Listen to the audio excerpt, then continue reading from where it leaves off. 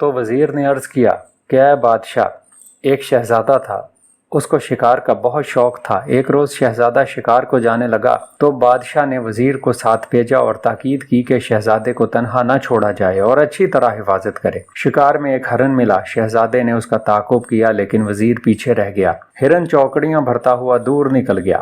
شہزادہ مایوس ہو کر لوٹا۔ راستے میں اس کو ایک خوبصورت عورت نظر آئی جو بیٹھی رو رہی تھی۔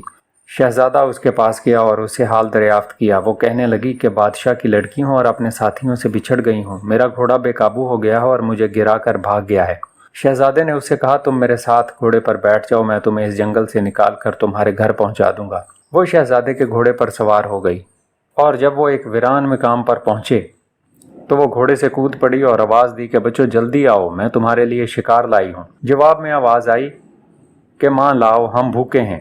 شہزادہ سمجھ گیا کہ میں شیطانی روح کے جال میں پھنس گیا ہوں، تو اس نے بڑی ہوشیاری کے ساتھ اپنے گھوڑے کا رخ پھیرا اور اللہ سے دعا کرتا ہوا بھاگا۔ ہر چند عورت آواز دیتی رہی صاحب تم کو کیا وہم ہے اور مجھے یہاں کیوں چھوڑے جا رہے ہو، لیکن شہزادے نے پلٹ کر نہیں دیکھا۔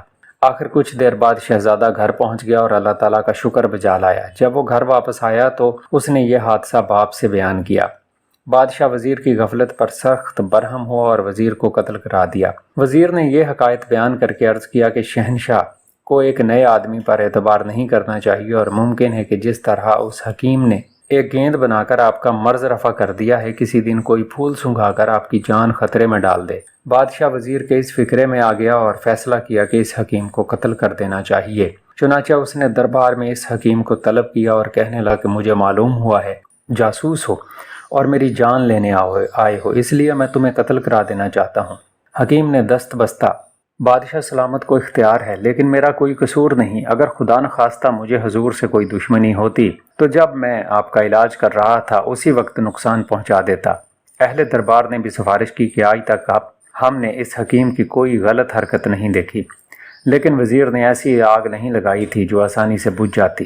بادشاہ نہ مانا۔ آخر حکیم کو جب یقین ہو گیا کہ بادشاہ اب قتل کیے بغیر باز نہیں آئے گا تو وہ پھر عرض کرنے لگا کہ میرے پاس ایک کتاب ہے جو آخری نظر عقیدت کے طور پر پیش کرنا چاہتا ہوں۔ قتل کے بعد میرے سر کو سامنے رکھ کر اپنے ہاتھ سے اس کو کھولیں اور ورق کے بائیں صفحہ پر 30ویں سطر احتیاط سے گن کر نکالیں۔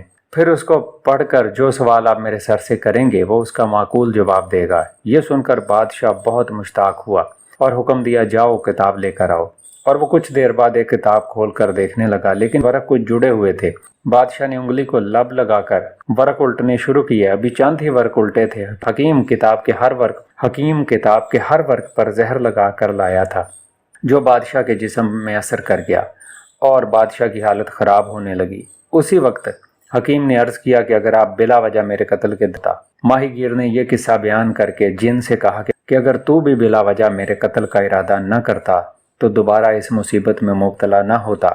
تو نے اپنے محسن کو قتل کرنے کا ارادہ کیا، اس کا انجام تیرے سامنے ہے۔ اب میں تجھے دریا میں ڈالوں گا اور کوشش کروں گا کہ وسط دریا میں پڑا رہے تاکہ کوئی بندہ غلطی سے تجھے نکال کر مصیبت میں گرفتار نہ ہو۔ جن یہ سن کر گھبرا گیا اور منت کرنے لگا کہ میں خدا کی قسم کھا کر کہتا ہوں کہ تم سے دغا نہیں کروں گا، تو مجھے معاف کر دے۔ ماہی گیر نے کہا تیرا کیا اعتبار کہ ایک بار اس قید سے باہر نکل کر پھر جو چاہے تو کر سکتا ہے، میں اپنے اور دوسروں کے لیے تجھے چھوڑ کر کیوں خطرہ پیدا کروں۔ جن نے پھر خدا کی قسم اور حضرت سلیمان علیہ السلام کی قسم اٹھائی اور وعدہ کیا کہ میں تجھے مالا مال کر دوں گا۔